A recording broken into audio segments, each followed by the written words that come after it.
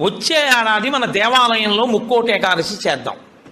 వచ్చే ఏడాది ముక్కోటి ఏకాదశి చేయడానికి నిజంగా అలా శరీరంలో పదార్థం వెయ్యకపోయినా నిలబడగలిగిన శరీరాలు ఇన్నున్నాయి. ఇందులో ఎంతమంది ఆ దారుఢ్యం ఉన్నవాళ్ళు ఉన్నారు? వాళ్ళని సప్తమి తిథి నుంచే మనం ఎలా సిద్ధం చేద్దాం.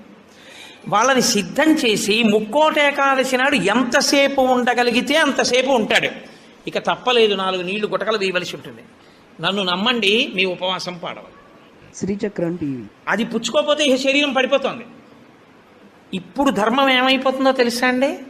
ఆమరణ నిరాహార దీక్ష శాస్త్రమునందు అత్యంత మహాపాపము. మీ శరీరం పడిపోయే వరకు మీరు మీ ఏమీ తినను ఏమీ తాగదు అని భీష్మిస్తే ఆ వ్రతఫలం ఇవ్వరు, పిశాచత్వం ఇస్తారు. అన్నం తినకుండా నీళ్లు పుచ్చుకోకుండా ఎవడైనా శరీరాన్ని పడగొడితే వాడి జీవుణ్ణి పిశాచంలోకి ప్రవేశపెడతారు.